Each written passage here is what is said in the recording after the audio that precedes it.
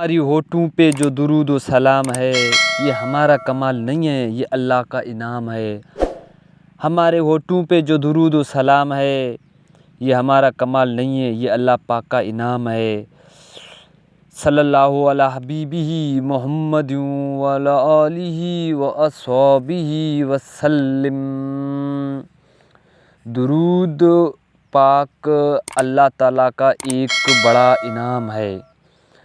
یقین مانو درود شریف اللہ تعالیٰ کا ایک بڑا انعام ہے ہم جیسے گناہ گاروں کے لیے۔ جیسے درود پاک جسے درود پاک کثرت سے پڑھنے کی توفیق مل گئی، اس انسان پر اللہ تعالیٰ کا بڑا احسان ہے۔ جو درود پاک سے محروم ہے، پڑھنے سے محروم ہے، وہ بڑا محروم انسان ہے۔ جو شخص درود کی اہمیت سے انکار کرے وہ نادان ہے۔ اللہ والے دیتے ہیں درود کی دعوت، جو درود پاک پڑھنے سے جو درود پاک پڑھنے سے روکے وہ شیطان ہے۔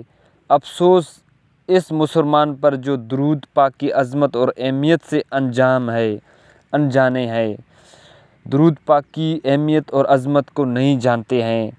جو درود پڑھتا نہیں، درود سرکار حضور نبی کریم صلی اللہ علیہ وسلم پر، وہ کیسا مسلمان ہے؟